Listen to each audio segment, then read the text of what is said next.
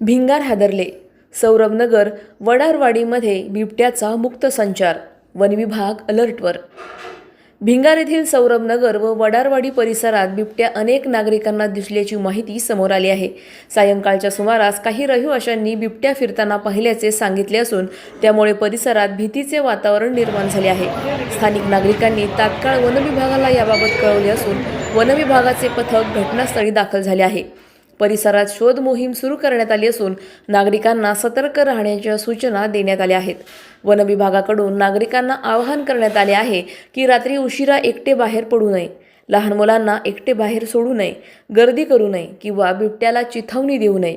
बिबट्या दिसल्यास तात्काळ वन विभाग किंवा पोलिसांना कळवावे. परिसरात गस्त वाढवण्यात आली असून परिस्थिती नियंत्रणात आणण्यासाठी प्रयत्न सुरू असल्याची माहिती वन विभागाकडून देण्यात आली आहे.